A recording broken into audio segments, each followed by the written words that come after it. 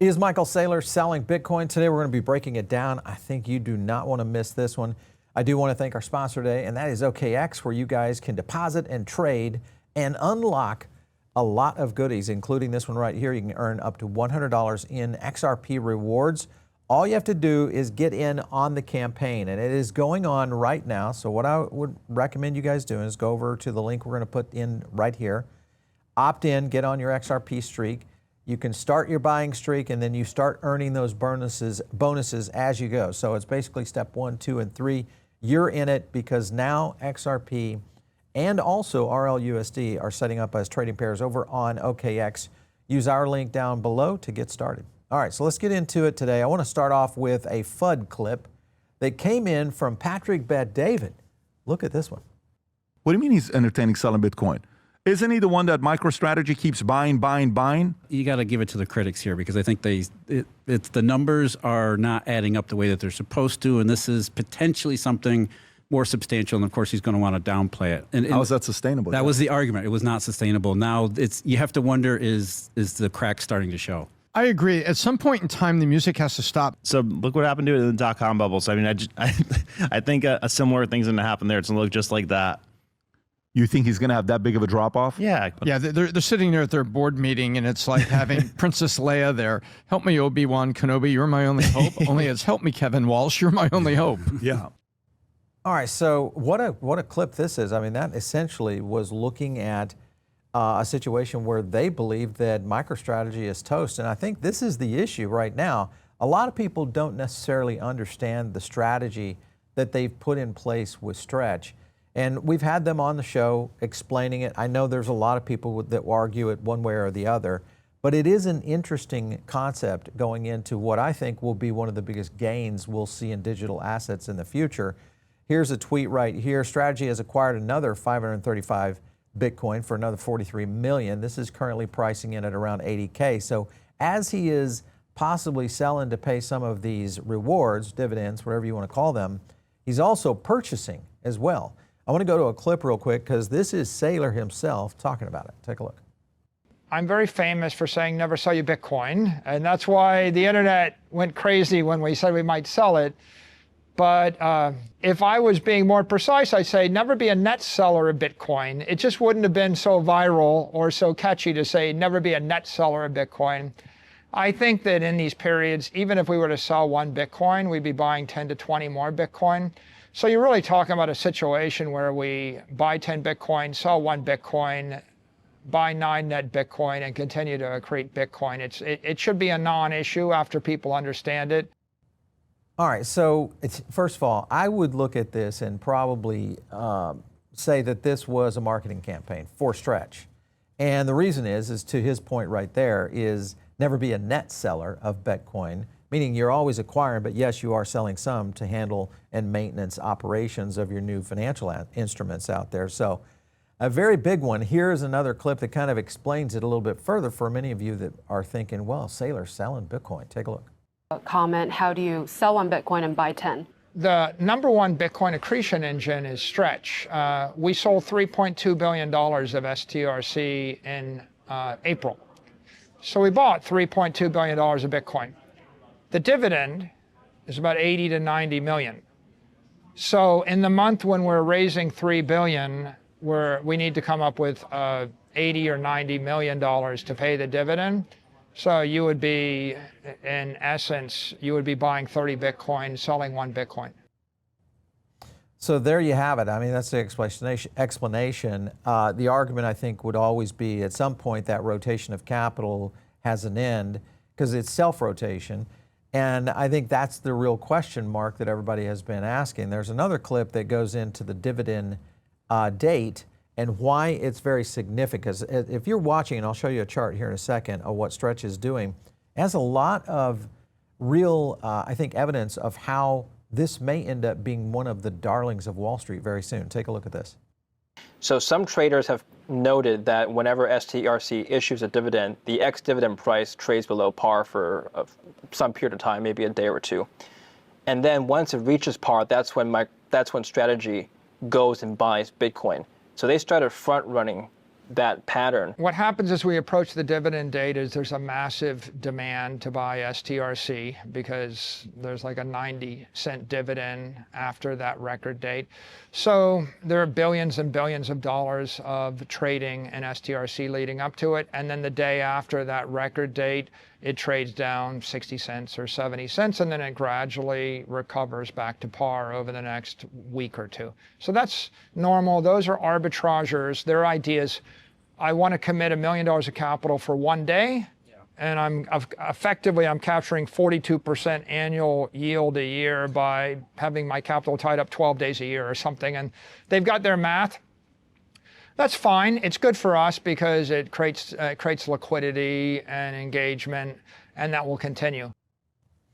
I think he hit it right there. It creates liquidity and engagement. Engagement is the thing that moves a lot of these markets. And if you just remember when the ETFs launched, the ability for distribution, but more importantly, marketing. So it was the first to market always won. That's why BlackRock is leading out in terms of the Bitcoin ETFs. But I think Stretch is kind of in the same, really the same family of what they've been able to do with this vehicle. And if you look at this tweet right here, back above 100, this is after the April 15th dividend dip. Took 18 trading days, to his point right there, to recover to par.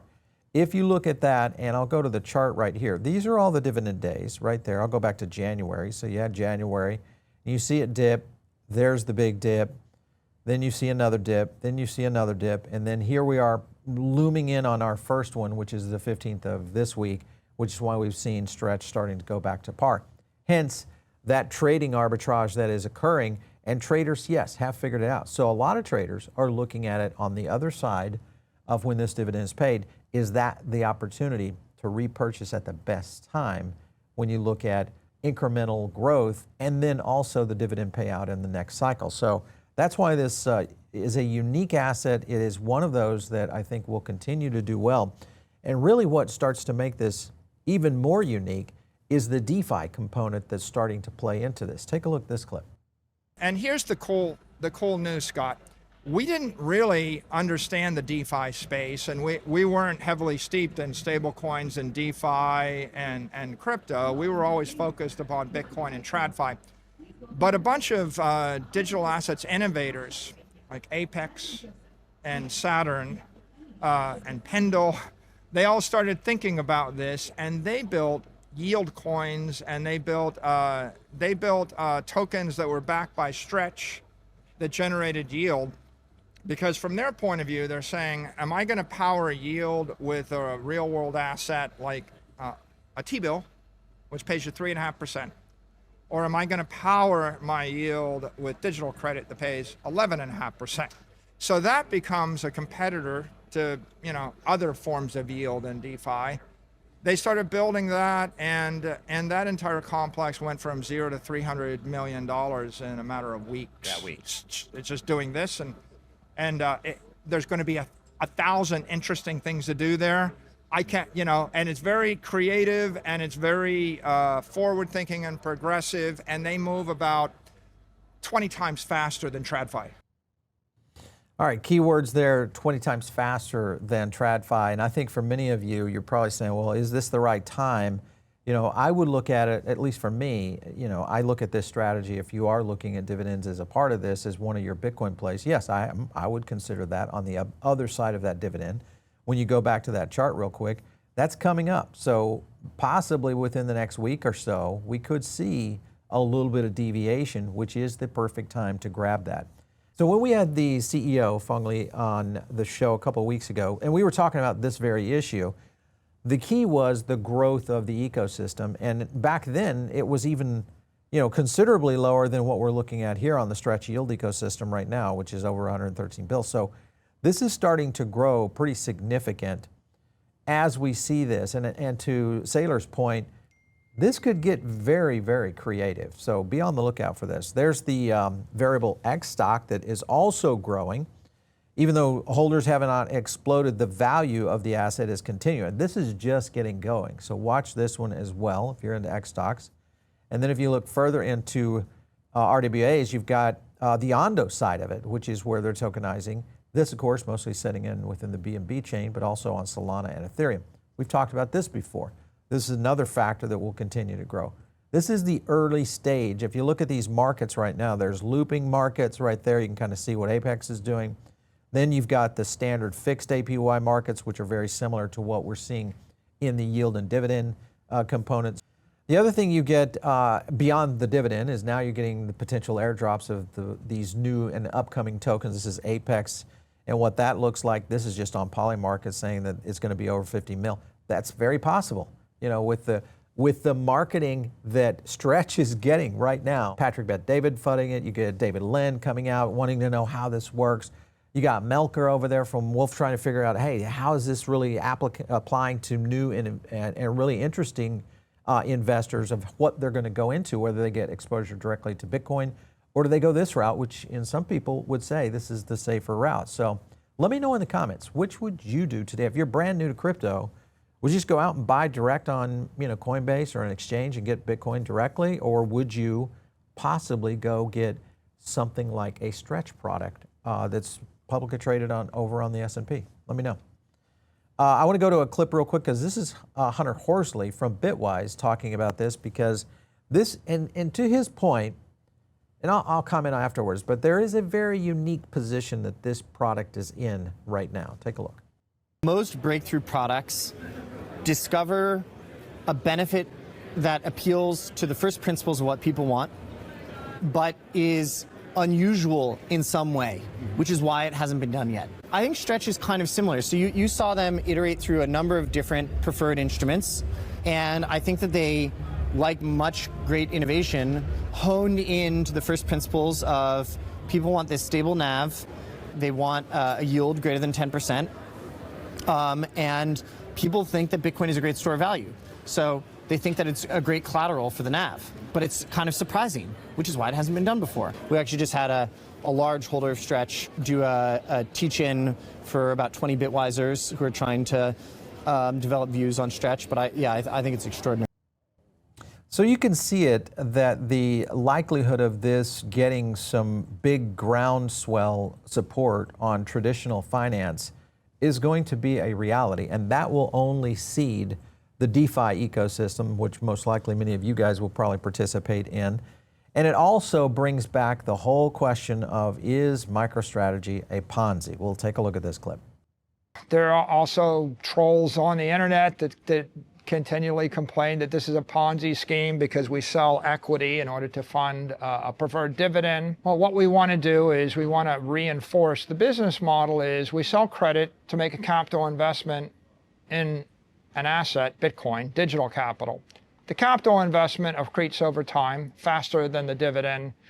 We then monetize the capital gain and we pay the dividend. We think that the best way to punctuate this, to make it very clear, is to make the point that the company doesn't have to sell common stock ever. We can simply sell highly appreciated Bitcoin. I think the analogy is like a real estate development company raises capital by issuing a credit instrument, buys land at $10,000 an acre, develops it, it's worth $100,000 an acre, and then they monetize that capital appreciation. You could sell the land at $100,000 an acre. You could rent the land after you fully developed it. You could refinance the land. But nobody questions a real estate development company that makes a capital investment with a credit income. What we're doing is the same thing with Bitcoin, and we want to make sure that the market understands that. All right, so to my point, and I just want to make sure that you guys understand that, to be very clear, this is not something I'm condoning. I'm not standing behind this product out there. What I'm trying to get out there for you guys is a way to really analyze how these new things are working. Now, will it be a winner? It's quite possibly it could be. Could it be a loser? Yeah, there's always that. Those who think that are guys like Peter Schiff. So Saylor says, Saylor dodged this argument about Stretch as a Ponzi. Peter thinks Bitcoin is a Ponzi scheme. Peter is really not a lover of anything except gold. And of course, you could say this about gold as well, as the early adopters are now selling into this. So Saylor also admitted Stretch is being bought by retirees whose primary objectives are low risk, wealth preservation, and income, which sounds exactly like the gold demographic. So that, as well as others out there, I think you'll continue to see. Listen, there's going to be a lot of different products that go to market, especially as we get clarity coming through. You look at this innovation that's happening in Wall Street right now with BlackRock pretty much leading the way. This is just the beginning. I think it really is. And if you look at Stretch General, you can kind of see this thing has absolutely just exploded in a very short period of time. So to Saylor's credit, he has created a demand for a product that I think is going to be copied here in some way in some other ecosystems or possibly even within Bitcoin, who knows? But the key here is we are seeing the birth of a new asset coming out there. One last point on Schiff, because this is something that, really, if you look at the gold bugs out there, they could have probably done something very similar to what Saylor has done, is create a yield-bearing asset around this as a credit instrument. The problem is the volatility. That's where Bitcoin wins. And in reality, I think it pretty much puts it in a position where this particular asset has already won, especially around what we're dealing with right now, which is yield-starved investors. And think about this. As we see interest rates come down, when they come down, look at all that capital that's going to be looking for a new home. And they're going to get creative. So that's just another thing that plays into it. Now, here's Phong Le, the CEO of Strategy, who was on our show, and he breaks down the math versus the ideology, because you need to understand it. I know they were out there using this almost as a marketing play for Stretch in general, but take a look at this one. And ultimately, I believe in math over ideology. And at the point where selling Bitcoin versus selling equity to pay a dividend is better for our Bitcoin per share and for our common shareholders, we'll do it. Look at what's happened to our equity holders since we entered this strategy almost 6 years ago. Right, we've outperformed Bitcoin by about 50%. So Bitcoin's been up 40%. We've been up 60%. So we've clearly been positive to our equity holders.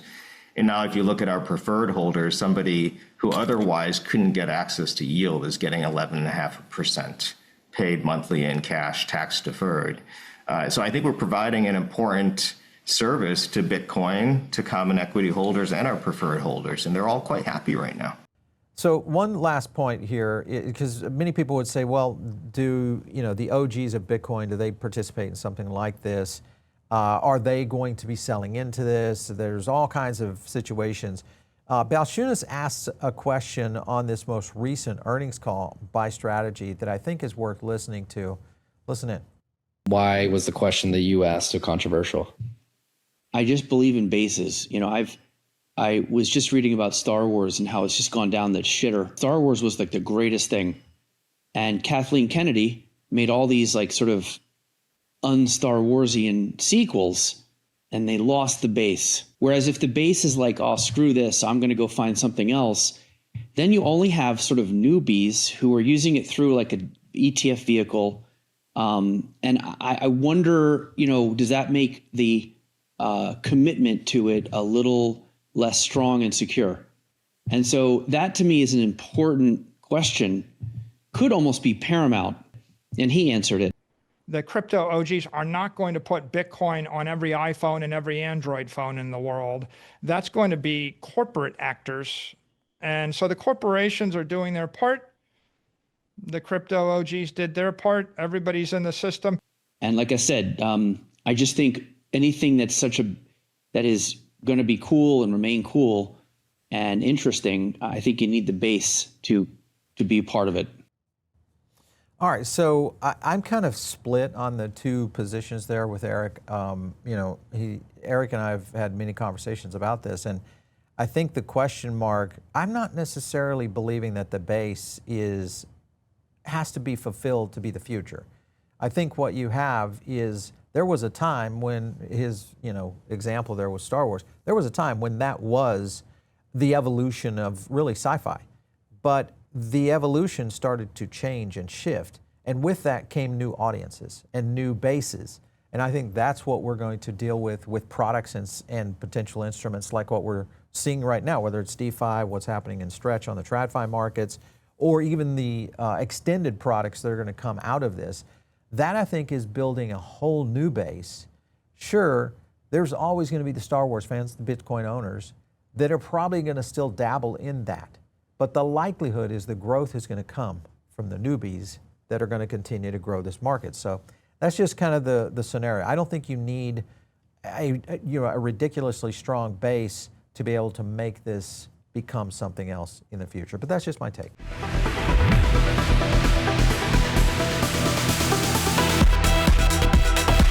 If you like this video, hit like and subscribe, drop a comment down below, and also join our free private member group. The link is in the description.